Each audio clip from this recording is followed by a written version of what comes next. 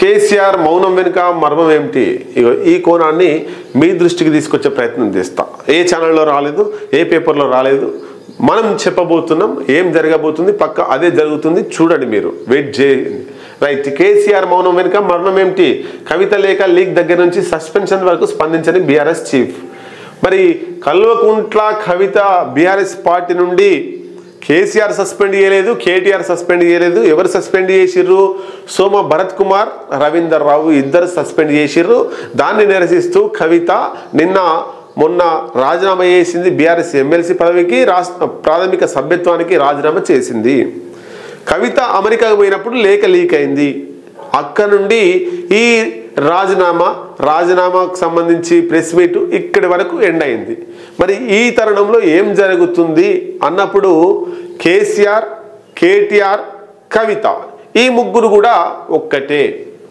బాగా వినాలి. దీని మీద మీ అభిప్రాయాలు కామెంట్ రూపంలో తెలియజేయండి. కవిత, కేసీఆర్, కేటీఆర్ ఈ ముగ్గురు కూడా ఒక్కటే, ఇప్పుడు కూడా ఒక్కటే. కేసీఆర్ ఆడిస్తున్న డ్రామాలో భాగంగానే కవిత రాజీనామా చేసింది. 6 నెలల పాటు ఆమె బీఆర్ఎస్కు రాదు. 6 నెలల పాటు నీ ఇష్టం, నేను సస్పెండ్ చేస్తాను, నువ్వు బయట ఏమన్నా చేసుకో. 6 నెలల తర్వాత, అంటే 6 నెలల నుండి సంవత్సరం లోపు మళ్ళీ బీఆర్ఎస్లో చేరుతుంది కవిత. కల్వకుంట్ల కవిత రాసి పెట్టుకోరు, దాంట్లో తిరిగేలేదు. మరి ఇప్పుడేం జరుగుతుంది అంటే 2 కారణాల వల్ల కవిత బయటికి రావాల్సి వచ్చింది. బీఆర్ఎస్ పార్టీ సస్పెండ్ చేయడం జరిగింది. ఇదంతా కూడా కేసీఆర్ వ్యూహాత్మక చిత్రం, వ్యూహాత్మక సినిమా. ఏం జరుగుతుంది అన్నప్పుడు స్థానిక సంస్థల ఎన్నికలు రాబోతున్నాయి. ఈ ఎన్నికల్లో బీజేపీ సైలెంట్గా ఉంటుంది. కాంగ్రెస్ వర్సెస్ బీఆర్ఎస్ ఎక్కువ పోటాపోటీ జరిగే అవకాశం ఉంది.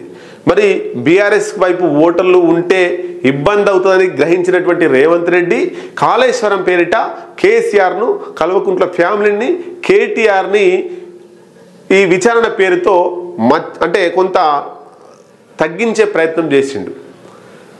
అయితే అరెస్టు కూడా కావచ్చేమో అనే సంకేతాలు కూడా వచ్చినాయి.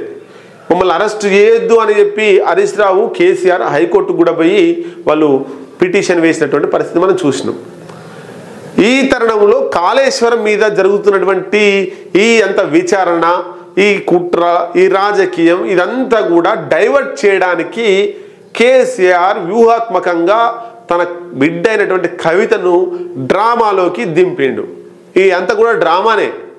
అదొక కారణమైతే, అంటే ఈ కాళేశ్వరం విచారణను డైవర్ట్ చేయడానికి డైవర్ట్ పాలిటిక్స్ని తీసుకొచ్చిండు. దాంట్లో కవితను పాత్రధారుడిగా నడిపిస్తున్నాడు. ఇదొక కోణం, అంటే ఇదొక కారణం, కోణం కాదు.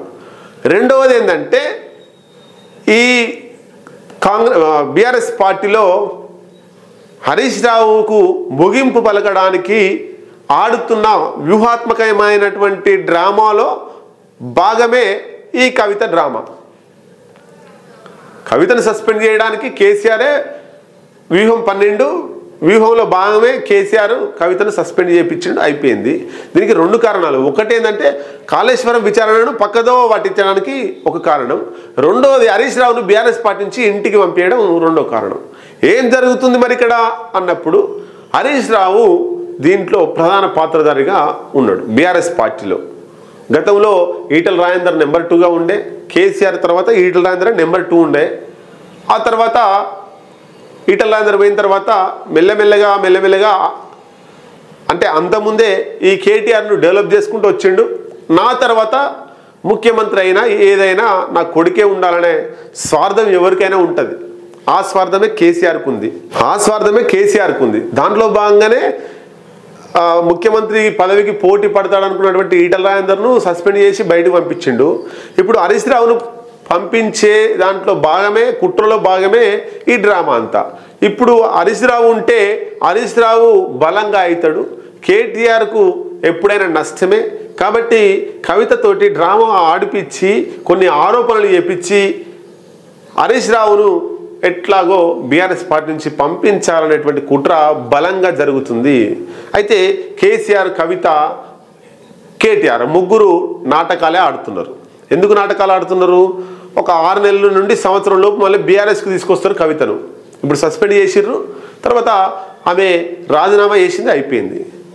ఇంకేం పార్టీలోకి పోదు ఆమె, కాంగ్రెస్కి పోదు, బీజేపీకి పోదు, ఏ పార్టీలోకి పోదు, అట్లే న్యూట్రల్గా ఉంటుంది.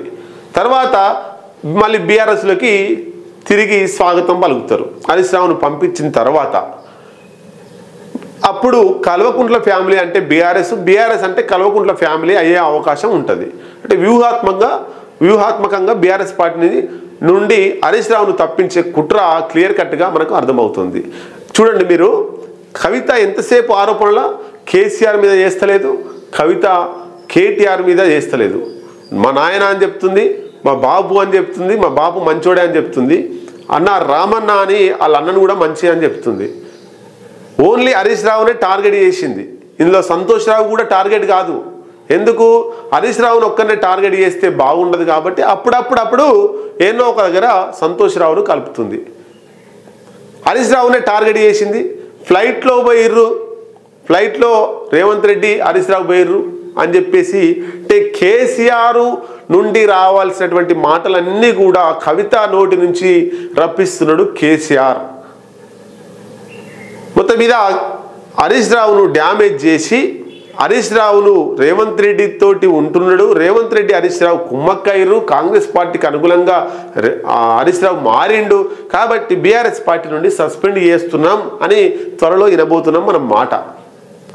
ఆ తర్వాత పార్టీ క్రమశిక్షణ ఉల్లంఘించలేదు, సస్పెండ్ చేసిన అట్లే బీఆర్ఎస్ కోసం కేసీఆర్ కోసం పనిచేసింది కాబట్టి కల్వకుంట్ల కవితను మళ్ళీ బీఆర్ఎస్లోకి తీసుకుంటున్నామని కల్వకుంట్ల కవితను తీసుకుంటారు. దానికంటే ముందు హరీష్ రావును ఇంటికి సాగనంపుతారు. ఇది కుట్ర క్లియర్ కట్గా. దాంట్లో భాగంగానే కేసీఆర్ సైలెంట్గా ఉంటుండు, ఒక్క మాట అంటలేడు. కేటీఆర్ కూడా ఒక్క మాట అంటలేడు.